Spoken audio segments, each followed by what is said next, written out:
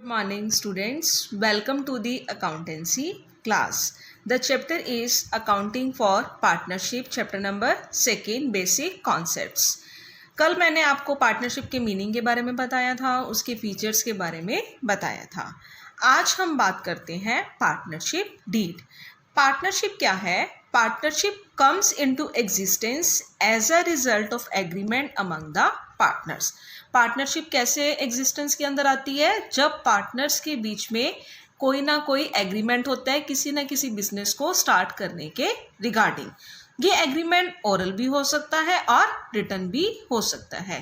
Partnership act के अंदर ऐसी कोई रिक्वायरमेंट नहीं है कि एग्रीमेंट रिटन के अंदर ही हो, ये ओरल भी हो सकता है. बट अगर ये रिटन के अंदर होगा तो कल को अगर किसी भी तरह का पार्टनर्स में कोई डिस्प्यूट अराइज होता है तो उस डिस्प्यूट के रिगार्डिंग अगर आप कोर्ट के अंदर केस फाइल करते हो तब आपके पास प्रूफ के तौर पे रिटन डॉक्यूमेंट होना जरूरी है. तो इसीलिए हम कहते हैं कि पार्टनरशिप के रिगार्डिंग जो भी डॉक्यूमेंट है, पार्टनरशिप डीड है, वो रिटन फॉर्म में हो तो बेटर है.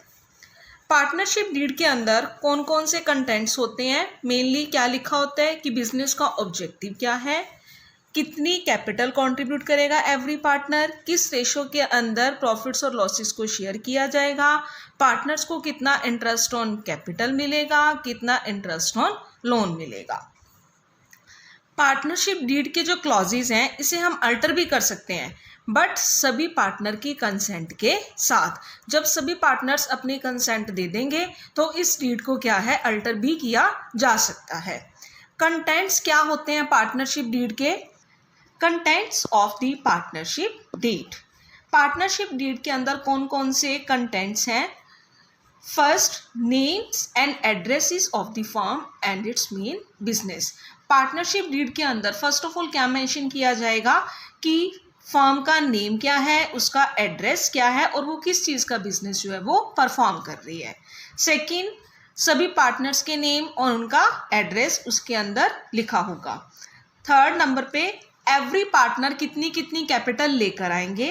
फोर्थ नंबर पे फर्म का अकाउंटिंग पीरियड क्या होगा, बिजनेस किस डेट को स्टार्ट किया जाएगा, बैंक अकाउंट को ओपन करने के रिगार्डिंग रूल्स क्या होंगे, प्रॉफिट एंड लॉस किस रेशो में शेयर होगा, rate of interest on capital, loan, drawings etcetera.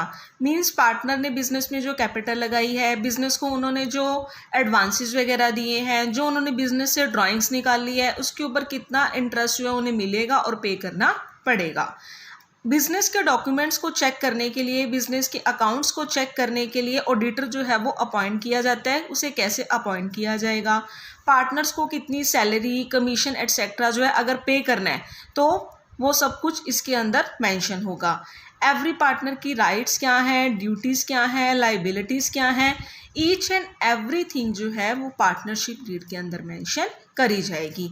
कल को अगर फर्म डिसॉल्व होती है तो उसके अकाउंट्स कैसे सेटल किए जाएंगे, अगर फर्म इंसॉल्वेंट होती है तो अगर लॉस होता है तो उसकी ट्रीटमेंट कैसे होगी, डिस्प्यूट्स को कैसे सॉल्व किया जाएगा, पार्टनर को एडमिट करना है मतलब नया पार्टनर बिजनेस के अंदर एंटर करना है, कोई पार्टनर रिटायर करना है, किसी पार्टनर की डेथ हो जाती है तो उन सब केसेस के अंदर जो है उनकी सेटलमेंट कैसे होगी. ये सब चीज़ें जो हैं वो पार्टनरशिप डीड के अंदर ऑलरेडी मेंशन होती हैं. ठीक है. नेक्स्ट नंबर पे आता है प्रोविजंस रेलिवेंट फॉर अकाउंटिंग. अगर तो पार्टनरशिप डीड है तो उस पर तो वैसे ही रूल्स चलेंगे जो डीड के अंदर मेंशन है. बट अगर पार्टनरशिप डीड नहीं है, पार्टनरशिप डीड साइलेंट है, तो उस पर इंडियन पार्टनरशिप एक्ट 1932 की प्रोविजंस एप्लीकेबल होंगी, जिसको मैं आगे एक्सप्लेन कर रही हूँ. फर्स्ट नंबर पे है profit sharing ratio. Profit sharing ratio वो रेशो होती है जिसमें सभी पार्टनर्स अपने प्रॉफिट्स को क्या करते हैं, शेयर करते हैं. बट अगर पार्टनरशिप डीड साइलेंट है about the profit sharing ratio, then उस केस के अंदर सभी पार्टनर्स प्रॉफिट्स और लॉसेस को इक्वली क्या करेंगे, शेयर करेंगे. ठीक है. चाहे उन्होंने कैपिटल कितनी भी कंट्रीब्यूट करी है बट उनकी profit and losses sharing ratio क्या होगी, इक्वल. नेक्स्ट नंबर पे आता है इंटरेस्ट ऑन कैपिटल. आप सबको पता है कि पार्टनर्स जब भी बिजनेस के अंदर आते हैं तो कुछ ना कुछ कैपिटल लेकर आते हैं। जितनी कैपिटल वो बिजनेस के अंदर लगाते हैं उस कैपिटल के ऊपर उन्हें क्या रिसीव होता है? इंटरेस्ट रिसीव होता है। तो अगर डीड साइलेंट है तो उस केस के अंदर पार्टनर्स को उनकी कैपिटल के ऊपर किसी भी तरह का कोई भी इंटरेस्ट रिसीव नहीं होगा। ठीक है। Next, interest on drawings. अगर पार्टनर्स अपने बिजनेस में से कुछ चीज़ें निकालकर अपने पर्सनल यूज़ के लिए उसे यूज़ करते हैं, उसे बोला जाता है ड्राइंग्स। उन ड्राइंग्स के ऊपर पार्टनर्स को इंटरेस्ट पे करना पड़ता है बिजनेस को। अगर डीड साइलेंट है, डीड के अंदर रेट ऑफ इंटरेस्ट जो है ड्राइंग्स का मेंशन नहीं है, या डीड साइलेंट है इंटरेस्ट ऑन ड्राइंग्स के रिगार्डिंग, तो उस केस के अंदर कोई भी ड्राइंग्स के ऊपर इंटरेस्ट जो है वो बिजनेस को रिसीव नहीं होगा। Next, interest on advances. Sometimes business को पार्टनर्स जो हैं कुछ अमाउंट लोन के तौर पे और एडवांसेस के तौर पे दे देते हैं। तो उस केस के अंदर बिजनेस जो है पार्टनर्स को इंटरेस्ट पे करता है। अगर डीड साइलेंट है कि कितना पे करना है, तो पार्टनर्स को 6% के अकॉर्डिंग जो है इंटरेस्ट उनके एडवांसेस के ऊपर रिसीव होगा।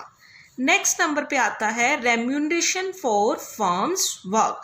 फर्म के लिए जो पार्टनर्स वर्क करते हैं उसके लिए उन्हें रेम्यूनरेशन दी जाती है। कई केसेस के अंदर सैलरी, कमीशन वगैरह जो है उन्हें पे किया जाता है।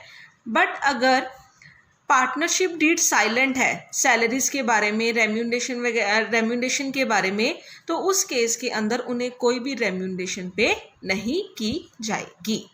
सो आज हम इतनी तक की करेंगे बच्चों, कल हम नेक्स्ट टॉपिक करेंगे। So thank you, good bye.